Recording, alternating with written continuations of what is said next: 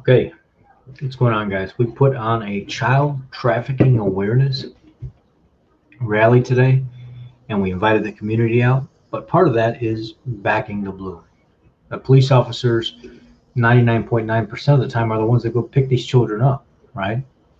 So it would be silly to defund them because those programs are going to be the first ones that are going to be gone. It would be silly to take money away from the police station when these programs are available to bring our children back, and they're the first ones that would be cut, as well as programs like drug enforcement stuff and investigation, prostitution type investigation stuff. Those would be cut as well. So today at our event, it's very peaceful. Families are showing up. They're bringing their kids. Their kids are holding signs. We're not for sale. You know, Tom McCullough, state representative, showed up there. Um, we had we had the event organizers from Back to Blue there, and there's just a lot of people from the community that showed up in support, and it was just a very, very, very good mission, right? And we're all out there. 99.9% of the community is honking for us, and I'm holding Sophie's sign out there. It says Sophie's voice matters, and I'm switching out between that and a Back to Blue sign, and I bought a big Back to Blue flag, and I'm switching back and forth, and I'm still paying attention to everything that's going on because I have comms in my ear, and we're each watching for security threats as well while we're doing this, because these Black Lives Matter people in Antifa, they show up out of nowhere. And a girl starts, and I'm not going to tell you every single person that drove by was in support of what we did, because there were some people that drove by and they're flipping us off and thumbs down and they're screaming out the window and stuff like that. But then out of nowhere, this like black Toyota RAV4 or something like that comes driving by. And I'm standing on the corner because I want to see a threat coming before it even hits the crowd. So I got one guy on one end, I'm on the other end. One guy's watching the back of the building, and we're all just kind of cycling out, moving around, making sure everything's okay. What you're supposed to do as a good event organizer. And we know that times are tough, right? And people are crazy right now. They're out there to start all kinds of problems. Here comes a girl driving down the road in this black Toyota RAV4, and right across the back of the window, it says Black Lives Matter, fuck your white supremacy, blah, blah, blah, blah, blah.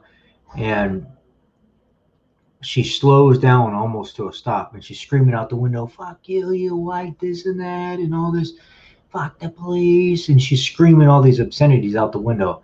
She drives down the road, she turns around, she comes back on the opposite side of the road, slows down, she's screaming more obscenities out the window, and we're thinking, okay, we've already went through this, and the girl that did this last time put somebody in danger and almost hit somebody, and the police saw it happen, and she ended up getting 6 citations because of her doing this, because it's not counter protesting at this point.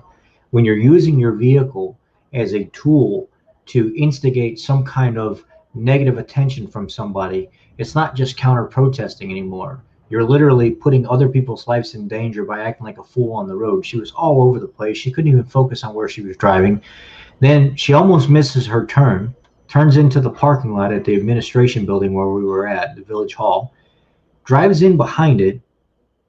People come up to me or come up to one of the other guys that's at the event, one of the other admin that helped run the group with me, and they come across the radio, hey man, this girl's back here like taking pictures of people's plates, and she's just taking as many pictures as she possibly can. So I don't know if that's legal or not, but I'm just letting you know she's back here around people's vehicles. And I'm like, what the fuck, man? We can't even come out here in a positive way and do something without being harassed by these fucking idiots. So, I pass my flag off to somebody else, and I go walking down the sidewalk, and I go to the back to kind of figure out what's going on. There's a couple police officers around, and I walk back towards where she went and sat down with another girl, and I'm looking at the 2 cars that pulled up that weren't there before. It was the black Toyota RAV4, and by the time everything got settled and I figured out what was going on and I went back to check on things, another car pulls up and it's got California plates on it. And we all know that these people have been coming from out of state. They've been traveling across the United States. Some of these people are paid to do this shit. So I walk across the parking lot and I get close to the car, and then I actually record her license plate number. AG 8891 or something like that. And I'm like, typing it in my phone.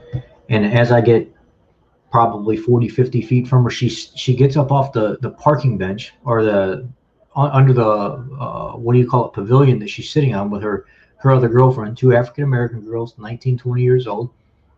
And she starts storming towards me, walking really fast, like something has really pissed her off. And I don't even say nothing to her. I continue to walk towards her. And as she passes me, she says, "I'm going to the cops right now." And I was like, "Okay, for what?" And she said, "Because you guys are over there taking video of my car and stuff like that, and I feel threatened." And I was like, "Well, first of all, it's public. It's completely legal to do that. There's nothing against the law. You're actually in a public, taxpayer paid for parking lot and building right now. This is where you're parked. So I can literally do whatever kind of recording I want here, and you have no say so. Second of all, you've already been identified on camera as doing the same thing. You went around and you were taking pictures of all the plates in the cars and stuff like that, and we don't know what you're going to do to our cars. You just showed up out of nowhere." "Well, I feel threatened right now." And I said, "What do you mean you feel threatened? You drove by screaming obscenities out the window. You turned around, you came back on the other side of the street, and you're screaming obscenities out the window. Then you pull in the parking lot and you're around our vehicles and we don't know what you're doing. Somebody else shows up with an out-of-state plate and we don't know what's going on. You've got Black Lives Matter all over the back of the vehicle. You're looking for fucking problems right now. And here we are with children that are missing, that have been trafficked, that abused, statistics on the numbers that are found, backing the police officers that are finding these children, and we're out here for a just, worthy cause, and you're harassing us. When do you fucking people in this movement understand that enough is enough?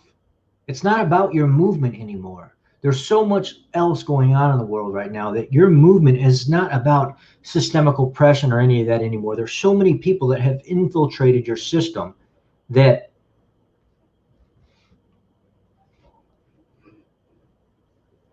you don't even know your own message anymore. You're here harassing people that are not even against what you're saying. I'm not even against the Black Lives Matter movement original message. I'm all for equality. I'm all for people getting treated right. Black lives do matter. I'm all about that. I will stand with you and fight for your cause. But what I will not stand for is, I will not stand for hate. I will not stand for you saying we're white this and white that. I will not stand for you acting like fucking idiots out there. I will not stand for you attacking people. I will not stand for you not standing for other people in your own race that you don't give a shit about. There's a number of things here that don't make sense. You're not out there protesting for people babies that are dying. You're not out there protesting for interracial violence. You're not out there protesting for innocent people getting killed on the streets. You're out there protesting against the fucking police. And that's the only Black lives that you actually care about, is when it has to deal with the police. I care about all Black lives. I care about Black lives, equality in jobs, equality in society, not being targeted because of your color and stuff like that. I see that there's a problem with a lot of this stuff. And I openly admit that. And there's a lot of things that have to be worked on. But at what fucking point do you stop harassing people, and these young idiots that are in this movement drive around trying to make some kind of violence out of a peaceful, innocent situation? When does that stop? That is not Black Lives Matter. So erase that shit off your fucking car. Stop holding the Black Lives Matter flag and actually do something productive, because that is not the message of Black Lives Matter. That is not the fucking message. And that's what these people are doing. And I chewed her ass out right there too. I set her straight and she got scared. She got quiet about it. And I said, "I'm not here to threaten you or anything like that. I'm here to let you know this is not the message that you're fighting for.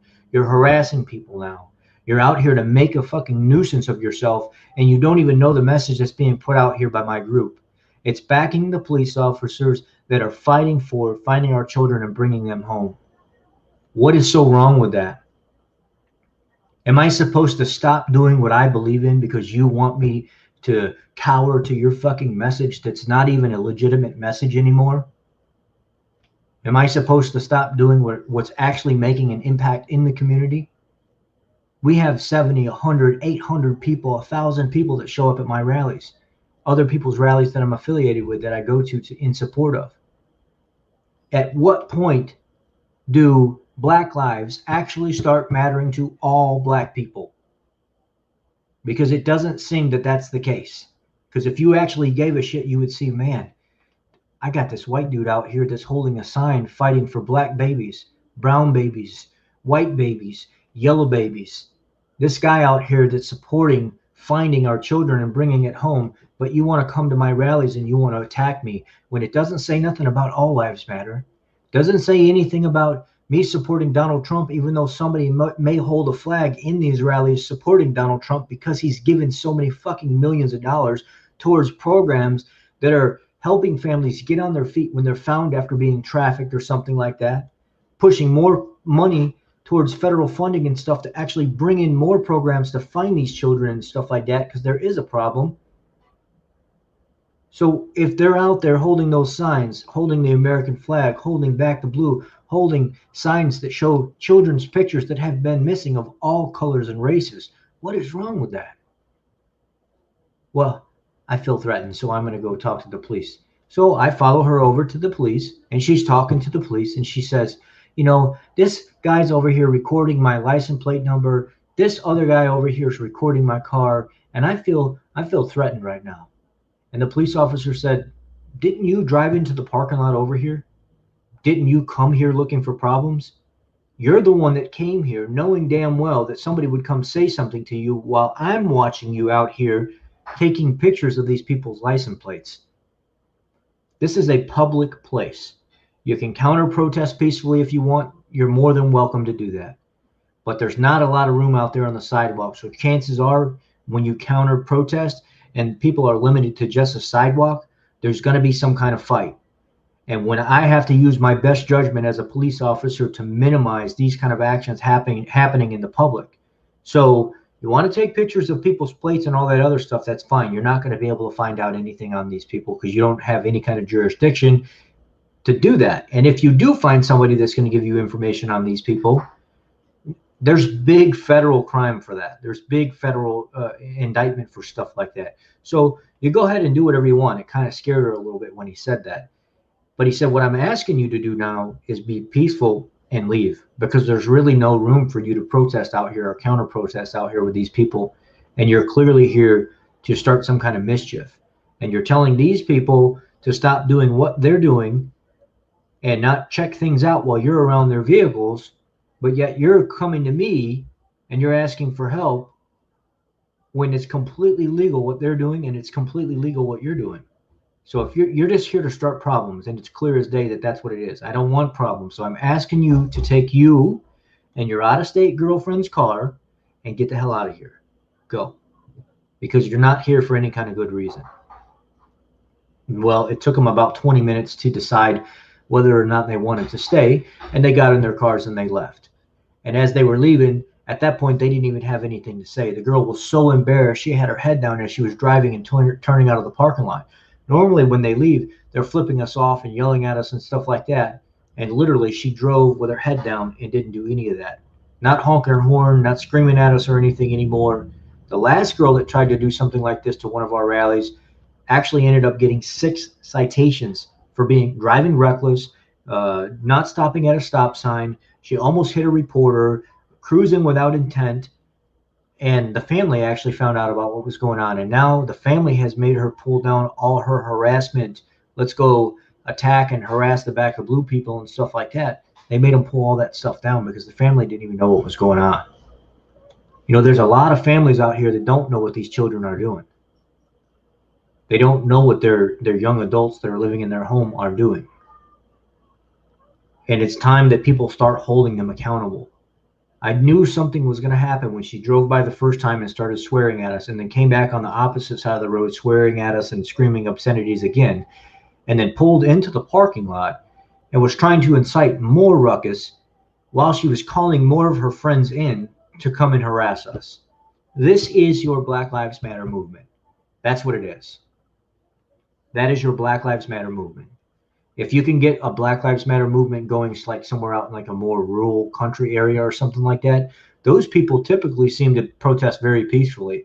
And they actually still protest like the original message, equality, systemic oppression, stuff like that. Those are people that I would gladly stand with all day. They're not about violence and burning shit down and hurting people and stuff.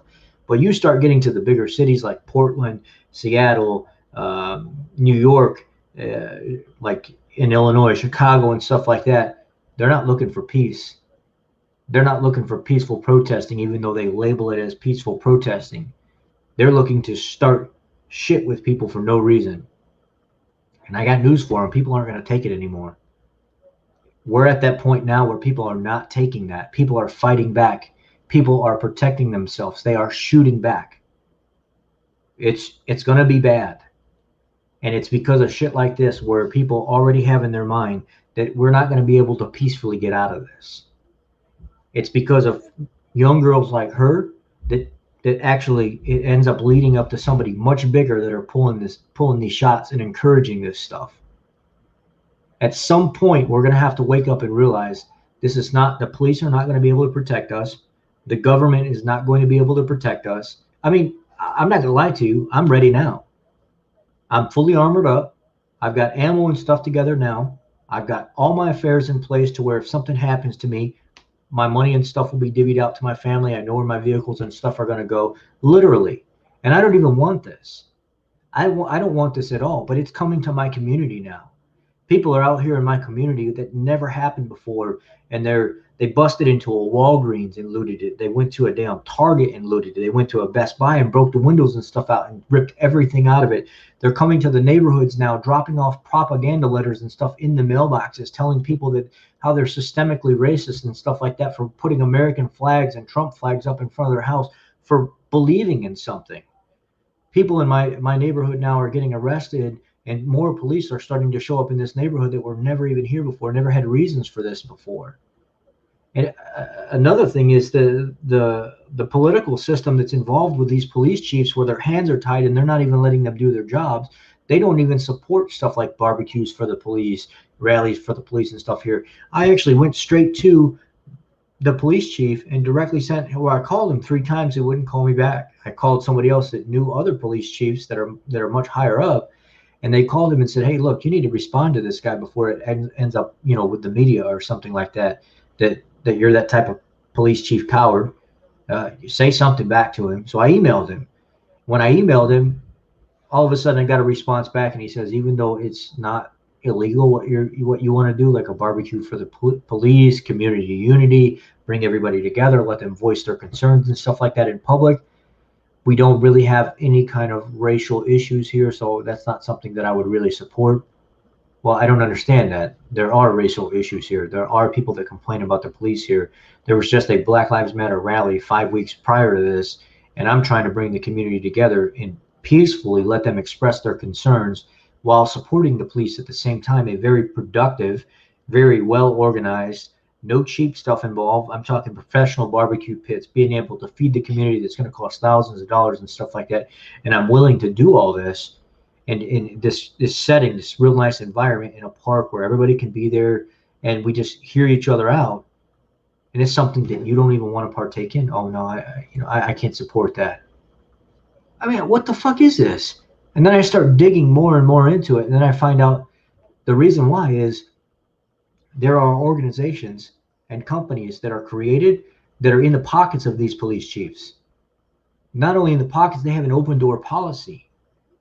Organizations like the League of Democratic Voters, then there's a League of Women Voters and stuff like that. They can literally go and dictate what these guys do all the time. Oh, you want to get reelected again? You want to get reelected again? Okay, then this is what we want you to do, because we have so much power in the women voting side, the Democratic voting side. If you want to get reelected again, this is what you're going to do for us. And if you don't do it, we're going to make sure that your reelection doesn't happen. But yet a commissioner for the county or something like that has to get an approval or a date set or an appointment set to go sit down and talk to a police chief. That's fucking ass backwards, guys. It shouldn't be that way at all. This is somebody that's interactive in the community that directly affects people's lives. So how come a commissioner can't go sit down with a police chief and have something, dialogue going on and express concerns for the community, but you can have an affiliation that has nothing to do with the community in general other than just votes, be able to just walk right in and dictate what gets done and what doesn't get done? This is the corruption that's going on in our systems that we don't pay attention to. And this is why a lot of people get away with a lot of things. That's why they don't let the community be aware of what's going on. You know, here I am, a Caucasian male, that by statistically I'm supposed to be racist because of my color and stuff like that. Yet I don't have a racist bone in my body. I just don't like Black Lives Matter. I don't. I don't like the organization at all. I like fighting for Black lives my own way. That's out there holding signs with black babies. Their life was worth it. That's out there putting stuff up on my business page. This child's life was worth it. How come nobody's fighting for them? You know, that's what I do. I do it my own way because the real love and compassion comes from an individual person, not having to put a label on something, further dividing and segregating a race from the rest of society. You know, when you live on a day-to-day basis saying that my life is not worth it to a Caucasian person, to a Hispanic person, to a Republican person, you're wrong. You're completely wrong. You've just already took yourself from a standard that you should be highly respected or respective of yourself and lowered it to something else. You should be saying, I know my life matters. I know I have the same opportunity. I'm going to have the same opportunity as everybody else. Fight for yourself before you give up on yourself. And you've already given up on yourself and not even had a chance to fight for yourself because society says this is how you should be. I watched a lady at one of my rallies, very, very powerful. The woman was like 65 years old, still in very, very good health, walking around completely fine, a lot of energy. One of the people came up with a Black Lives Matter sign and was calling her, you know, these names and saying she wanted to be white and stuff like that because she was standing with us. And she said, darling, I just want to tell you right now, I don't need you to tell me what my life is worth. I know my life is worth something. I know because I've lived this for 67 years and I've never let anything stop me from getting what I wanted or being able to achieve things in life. So I don't need you, this Caucasian person and young African American person, standing here with a sign trying to tell me what my life is worth because I know that. I'm a grandmother, I'm a mother, I've owned several businesses, and I've got several properties, and nothing has stopped me from doing it. She said, guess what? I grew up on the south side of Chicago. Where was the systemic oppression in that? It's because I applied myself and I stayed in school and I kept getting smarter and I kept studying, and this is what I achieved. But too many people in society latch on to that statistic of you are the minority, you are supposed to be uh, under the foot of the white man, you need to rely on the democratic system, you need to rely on the handouts and stuff like that. And this is the result that comes of it. You know, if you're wrong, look at every single one of these cases that have come up. If we dig into it, look at every single one of these fucking cases that have come up. People can't use enough goddamn common sense. And I'm sorry, guys, I'm pissed off right now. People can't use enough common sense to say, damn, let's look at George Floyd. George Floyd was a criminal. He was a consistent criminal his whole entire life. He was giving counterfeit money. He had fentanyl in his mouth. When the cops got up to the car, he swallowed the fentanyl. He couldn't breathe before he even got to the cop car. The amount of fentanyl he had in his mouth, he was going to die anyway. There was no way he could have made it through that. They've already said that. But I can't breathe is on everybody's mask because they're saying the cop putting his knee on the neck of George Floyd is what killed him. That is not what fucking killed him. He couldn't breathe because the fentanyl that he swallowed when the cops walked up to the car, when he kept turning his head away, is what shut his system down. So naturally, your body's going to stop absorbing oxygen and exchanging things. He couldn't breathe from the time he got out of his damn car, he was saying it. But nobody wanted to wait for the body cam footage on that. So it's the cops' fault. Put the cops in jail. Do all this. Do all. Yeah, okay. So obviously that wasn't the situation that nobody waited for. Then you look at Breonna Taylor. The cops go to her house. No knock warrant that a judge approved. So if you're pissed off at anybody, you're pissed off at the system that allows the no knock warrants to happen. You go after the political system, the judges and above, not the police officers that are following orders that the taxpayers pay for, that the taxpayers are okay with. We're not okay with murder, but we're okay with them doing their job. Breonna Taylor, everybody's, oh, she was this outstanding medical person, EMT, and they hold it with plaques and all the beautiful clothes. And she was a very beautiful girl. But people don't want to tell the real story. Breonna Taylor got fired from her job. She wasn't even this outstanding person when all this happened. Not only that, Mr. Walker, whenever they knocked and they didn't have to. Not only that, when they went into the place, Mr. Walker admits in his interview with the detective, I fired and I didn't know who was there. I fired and I didn't know who was there. Well, a responsible firearms owner does not do that. They get up, they get to cover, and they 911 phone down. You don't even got to say nothing. I've got a gun. You're in my house. I've got a gun. I'm warning you. I'm going to shoot you.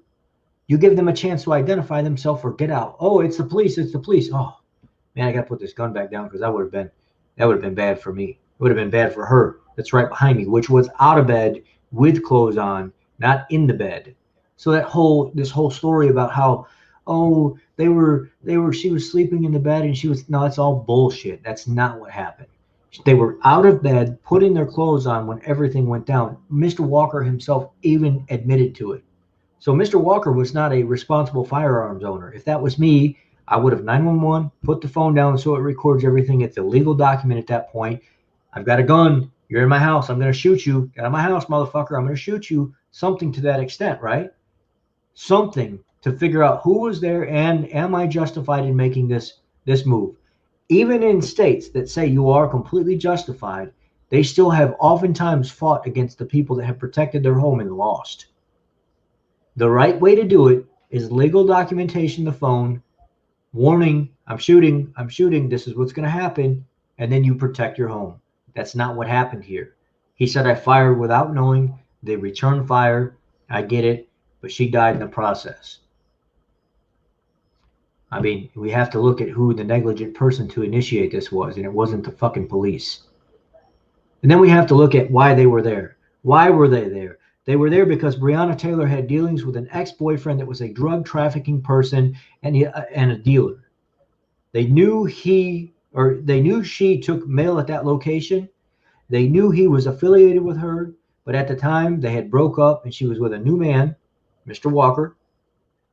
And that was a location, that was one of their what you would call a hard target location of possibility of him being there or drugs being there of his.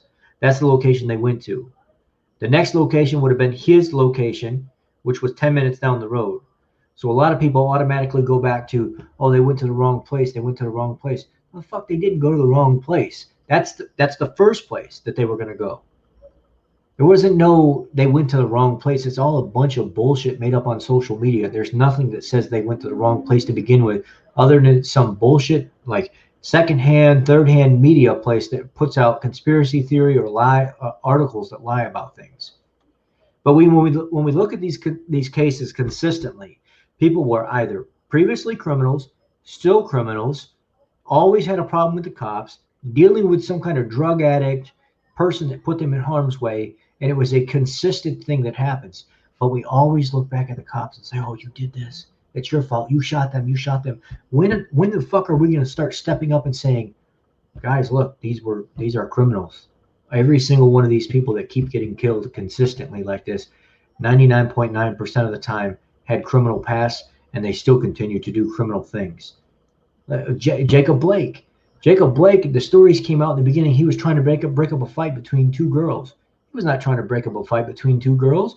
He was there harassing his ex-girlfriend, and they called the cops for the cops to get them out of there while he left his kids in the car. So he was creating some kind of problem somewhere else and being a negligent father in the process of doing that. The cops show up. They try to arrest the guy. They try to tase him twice. It doesn't work. He goes to his vehicle. He's got a weapon in the vehicle, regardless if it was a knife or a gun. He says it was a knife, but then he later confesses, I was going for a weapon. He admits that that's what he was doing. He admits that he was wrong for not following the commands of an officer. He admits that the whole entire situation should not have happened because he was the idiot in the process of doing it, knowing that he had a warrant out for his arrest, knowing that he had charges of sexual assault, knowing that people from the public were actually going to put his information out. Eventually, the sister from the ex-girlfriend pops up on social media and she says, I wish they would have shot that son of a bitch until he died. And I'm thinking to myself, wow, what's up with the hostility here? And then you start looking through all the comments from her, and she actually starts telling on all the things that he's done to her over the years and how he's raped her and abused her. And then you look at the reports from her over the time that she's been around this guy, that she's had dealings with him, and how multiple times throughout the year he would get drunk and sexually assault her and do things to her inappropriately, take her stuff, demand things from her, and if he wouldn't get it, he would take it. These are the type of people, for the most part, that we're dealing with. We might have one or two here or there that aren't justified, right? And those officers should be held accountable. But all this bullshit that you see in public about people standing up for all this social injustice and stuff like that is completely that. It's complete fucking bullshit. People don't want to tell the truth. They want you to be about their feelings. They want you to be about supporting criminals and pedophiles and stuff like that. But in the world that we live in today, that's exactly what's going on. Pedophilia is becoming accepted. Criminals being a criminal is becoming accepted. Sexual assault on women and children is becoming accepted. People want no justice for these types of things anymore. They think these criminals should just walk free. Just fucking walk free. Let the motherfuckers go and let somebody else let them get caught somewhere down the road. And then when something does get done and they do get caught in a crossfire, or there's some kind of justification on life in prison for something, oh hell, now we got to go back to the street and start burning shit down and looting and everything else again. We did the other day. I seen a protest in Watsika that said justice for Andre or something like that. And I said, who the fuck is Andre? And why is there another protest now with another new name? And I started reading on this thing, and it says Andre died in jail of COVID-19. He was convicted of murder November of 2019. And a guy the day before him died of COVID-19. He was convicted of murder in December of 2019. Okay, so he died of COVID-19. The fuck is the big deal? There's fucking people all over the place dying of COVID-19. Why are you protesting for that shit? Is it because he was in jail and then he had COVID-19 and you want to let a murderer back out on the street so he can get so he can have a higher chance of murdering somebody else because he's got COVID-19? I mean, if you got COVID-19 and you're in jail, well, you take a chance of dying of COVID-19 just like everybody else that gets COVID-19. There's no fucking reason to protest for that bullshit. The guy's got COVID-19. So I hope he recovers. Unfortunately, he didn't recover and he died of COVID-19. But there's a protest for that? You want to go through and just create mischief and shit like that because a guy was rightfully convicted of murder and died of COVID-19 in jail? Well, that's probably the safest place for somebody in regards to this COVID-19. If they're in their cell all the time, they got good hygiene. Some of them shower 2 or 3 times a day. There's really nothing that can contaminate anything in their cell like that. I don't get it. And isolation is what they say anyway. I don't understand how there's justification for protesting for somebody dying of COVID-19. And then you want the community to know that you don't like the fact that he was in jail and died of COVID-19. So put his ass back on the street and let him murder somebody and die of COVID-19 on the street, right? So that's justified. That's what I don't get about this shit. A lot of this shit is complete fucking bullshit, man. Complete bullshit. And I apologize. Who knows? And I thought about that too. I thought maybe somebody hurt him because they found out, him being a murderer and they did something about it. And that's why people got upset. But you're never going to know. You're never going to know. Enough is enough. The incidents like Kyle was involved in, there's going to be more just like that. People are going to protect themselves. They're going to keep standing up for themselves. They're going to continue to go out into the community and protect the community. And there's going to be more incidents like this. You have the Black Lives Matter protest in Portland. I think it was Portland. And you have a 600-car Trump train come through because they found out they didn't actually have permits to be in the street. and they were blocking the street anyway. Now, where I think it was wrong is you knew that they were going to be in the street. You knew that there was going to be problems driving a 600 vehicles with Trump flags hanging off the back of it. It almost looks like you were trying to bow up to the opposition and say, let's go. Well, what ends up happening is a guy gets double tapped in the chest by an anti-fascist with the Black Lives Matter fist on his neck, and he does an interview with Vice admitting that, yeah, I did kill that guy, but I felt threatened by that guy. And the interviewer's like, well, the guy was walking away from you. You walked up to him. You got his attention. You double tapped him when he turned around. You put him on the ground. He died. How did you feel threatened by this guy? Well, because, he was white and he was part of the Trump people. And something inside me just really made me feel like he was a threat to me. But he wasn't a threat to you. He was the prayer guy for the group, and he wasn't even in a vehicle. He was walking by himself on the road. What fucking made you think that you could just go up to somebody and take their life just because he had some kind of patriotic thing on his body and you didn't like it and you felt threatened by it? Well, I'm the security guy and they usually call me for these events, and I'm 100% anti-fascist, Antifa anti-fascist, but I'm not part of the Antifa movement. I'm kind of like my own thing. I come out to the events and I pull security and stuff. Well, that wasn't security, bud. That was just fucking cold-blooded murder. There was no justification. The guy wasn't trying to fight nobody. He was literally just walking on the street and you killed him. The whole video shows it. It shows everything. Well, then a few hours later, the U.S. Marshals move in, see this guy, or they find this guy with a gun, and there's an exchange of fire, volleys back and forth, and the guy dies. They kill him. I mean, at what point does this shit stop? And all in the name of Black Lives Matter? All in the name of Antifa? What the fuck is wrong with these people? What in the fuck is wrong with these people?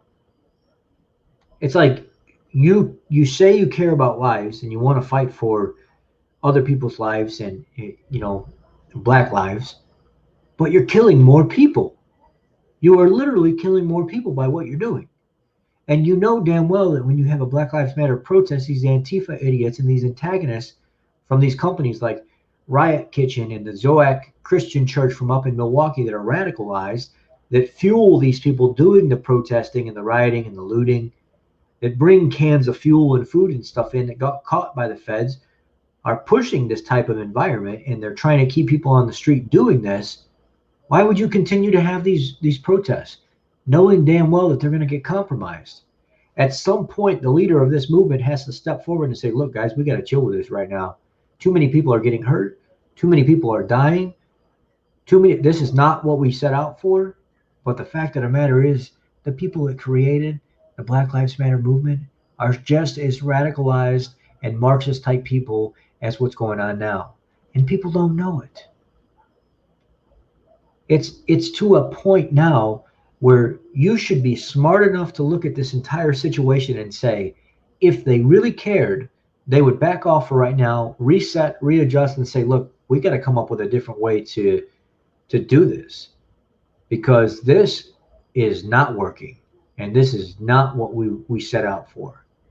This is not the message today. This is not okay. But they don't do that. They encourage it. They have people going into suburban communities, guys that are very angry, that don't have any business running for state senate at all. They're standing up in front of the sheriff or the police chief of a community in their peaceful suburban area, and they're standing up and, F you, you mother, this and that. The first thing I'm going to do is pull you out of that house and do this to you and do that to you. And you ain't never heard a state senator sound like me, have you? And we're like, this is the people you want to run? This is the people that you think is going to be respected and voted in when it comes to state senate making calls for people's lives? Are you kidding me? But this is okay. People going through these communities, peaceful communities, suburban communities and stuff like that, with high beam lights, like I'm talking streamfire type lights and stuff like that. And they're in the back of trucks and they're marching, wake up, motherfucker, wake up.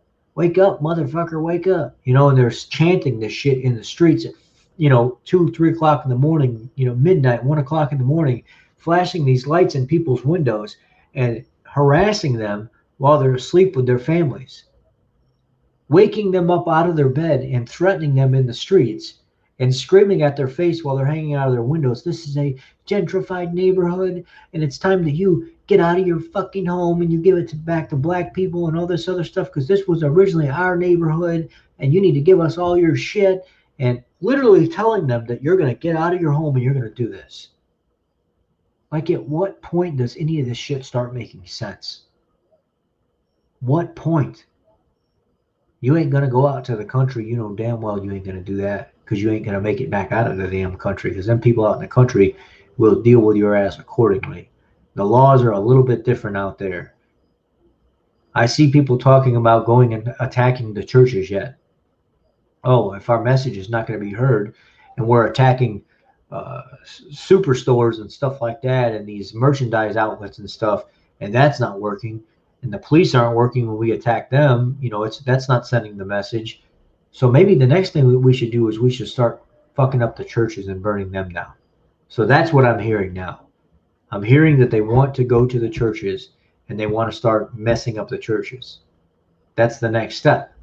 That's their next step, and seize the White House and take control of everything. This is what we're dealing with.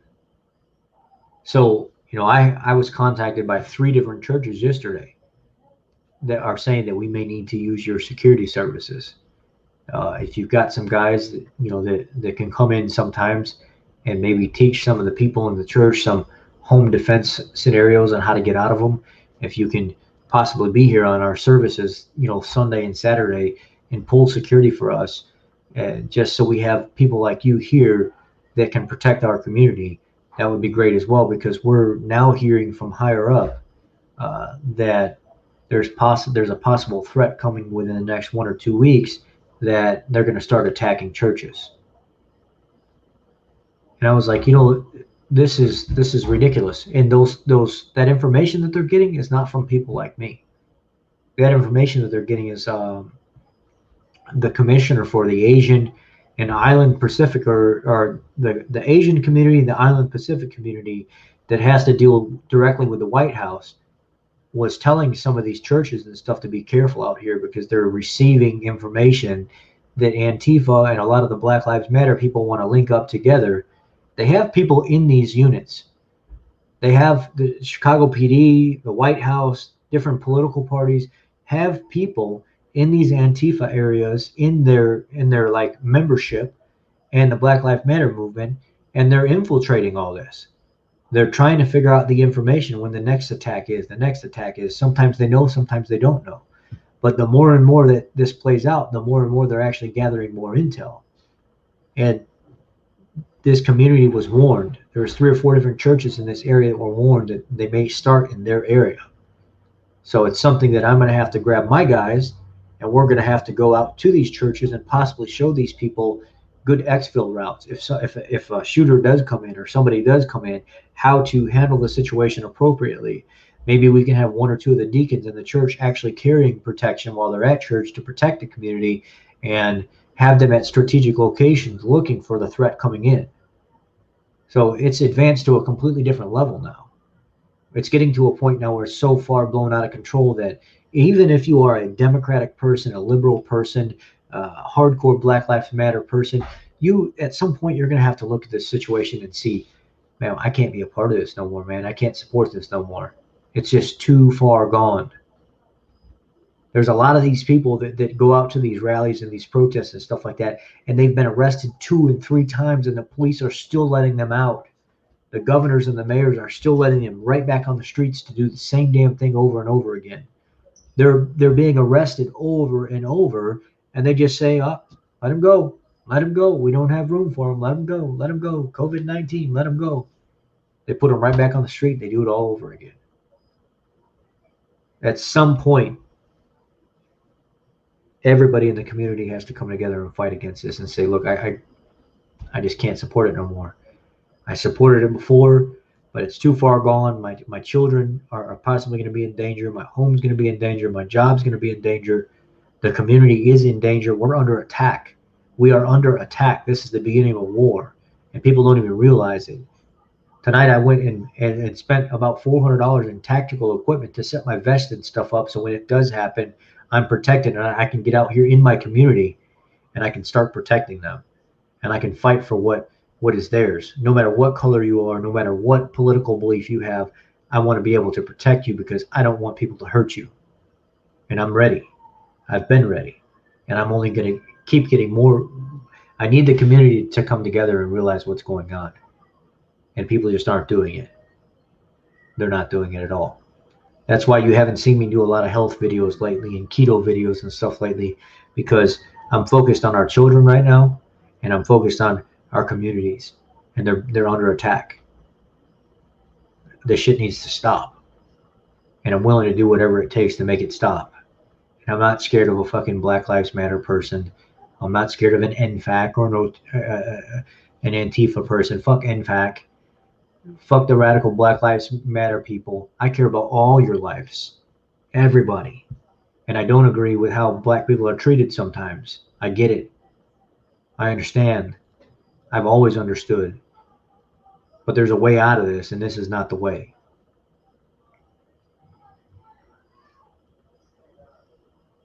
The Black Lives Matter movement is not going to fix anything. They're only making the problem worse. And Antifa is doing the same thing.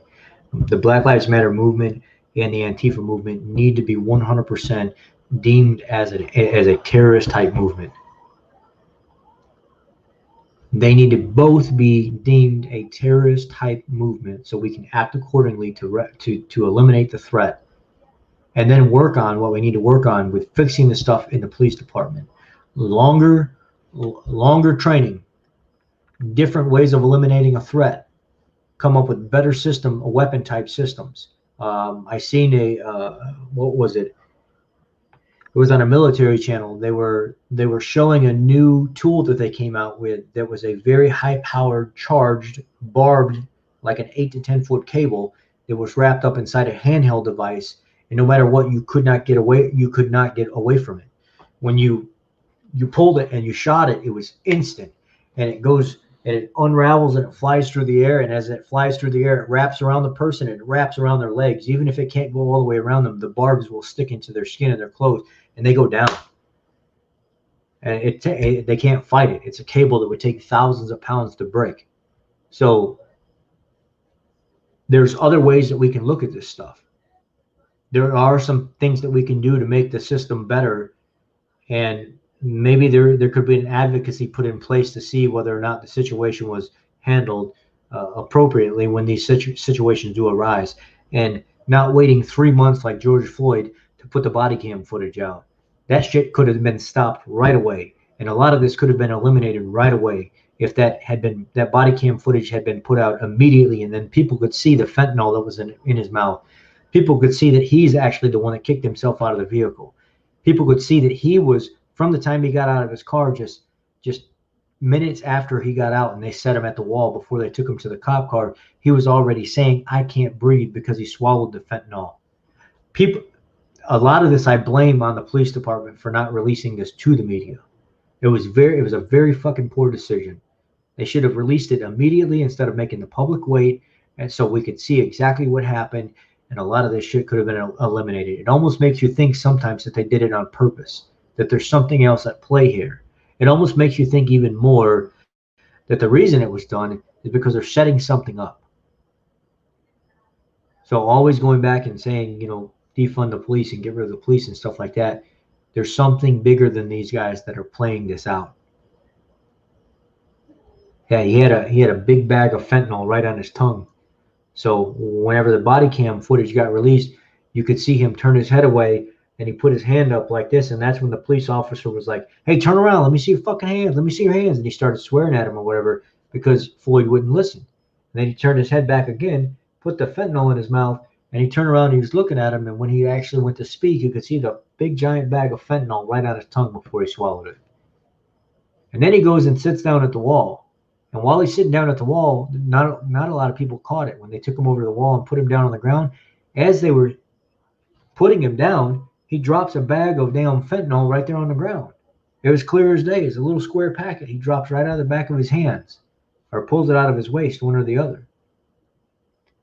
And then by the time he makes it over to the cop car, he's saying, I can't breathe before he even gets in the cop car. It's because that fentanyl was shutting his system down. But people don't want to see that.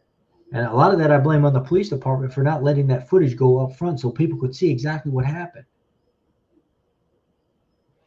It's what is it going to take? What is it going to take for us to move past this and start to come back together as a community before people have to start dropping like flies whenever we go to a damn civil war?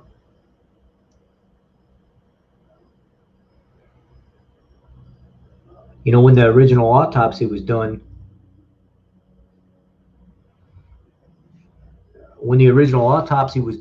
they made it clear as day whenever it came out that the fentanyl was so high in his system and it was so saturated in his blood, there's no way he could have made it out of that. That was the direct correlation of why he wasn't absorbing oxygen. He couldn't breathe. It shut your system down. But then, oh, no, you can't do that. You can't, that can't be it. You can't blame it on the drugs that he overdosed on. You can't blame it on that. You can't blame it on that. You got to blame it on something else. So the family pays a different guy to do the autopsy. And of course, the guy says, oh, it's due to asphyxiation. No, it's not. It was not because of asphyxiation. It wasn't because of the knee on the back of the neck. It was because the dude overdosed on drugs. That's it. So, I hope the girl today, I hope it was a little bit of a wake-up call to her to realize you can't just stop and start harassing people because you feel like it. And it's a very poor thing to do as a young lady, a young, respectable lady, to use the type of verbiage that she was using when communicating to people. You're never going to get a message across to somebody being angry and yelling and screaming obscenities at them. It's not going to happen. And today she was completely disrespectful. You fucking white supremacist motherfuckers, you this and that, you defund the fucking police and Black Lives Matter, and just screaming at us, come back doing the same thing, and pull in the parking lot, and then she's hanging around people's vehicles. And she wonders why we're going to come back there and try to figure out what the hell is going on. Well, for one, I've got a weapon in my vehicle. I don't want just anybody up next to my vehicle. I may forget to lock the door, which I never do, but I may. Plus, it's my vehicle. It's my property. I don't want people fucking around and messing with it, right? I love my car. I've got a mint condition 2006 baby blue Lincoln Town Car, an old man's car on airbags, and it's just mint. Everything's mint. Everything works. It's gorgeous. It looks like it just came off the showroom floor almost. And I love that car. I don't want anybody around my car. So, when you go check things out like that, you want to make sure that your shit's fine. Everything's okay. Nope. She's walking around the cars and stuff like that, and then all of a sudden jets off and goes to the pavilion to sit down and acts like nothing's going on. And then when we get up there, oh, I'm going to go tell the cops because you're writing my plate number down. Oh, the cops? You mean the ones that you want to defund? You're going to go call the cop over here and waste his time? But yet you want to defund the police. So let's go ahead and defund the police. But when something's wrong, we're going to call the cops. Makes a lot of fucking sense, don't it?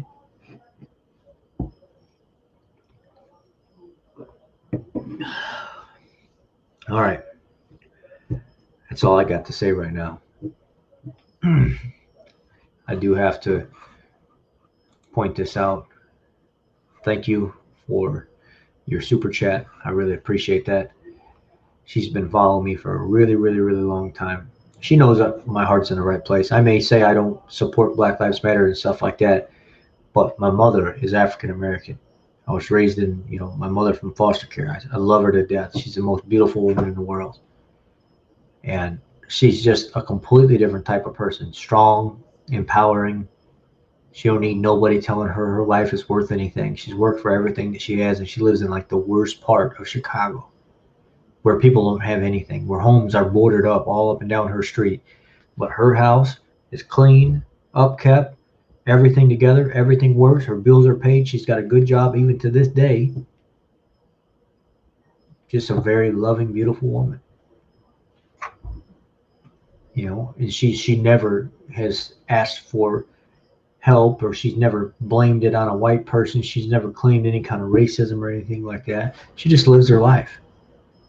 And she lived through all the shit that people complain about today. She lived when it was actually a white drinking fountain and a black drinking fountain, and you're on the back of the bus, and this person, when there was all this actual real division and segregation going on, where the African American people didn't have a chance. And we'll sit down and we'll talk about things, and I'm like, Ma, I don't get all this shit, man. It seems like they're more out just to be nasty than anything. She didn't get a lot of it either. She said, you know what, baby, if you want to work for something, you want to work hard, you'll get what you want. It don't matter your color. Today is not how it was when I was growing up and I came up. Today, you basically, you can get whatever the fuck you want almost for free sometimes. So she says, I'm not part of all this stuff that's going on, and I don't agree with a lot of it. And she said, I do see what some people are talking about, probably more than you do, but you can believe what you believe, and they can believe what they believe, and you guys can still coexist in the same community, knowing that not everybody's going to agree on the same stuff. That's life. That's just life.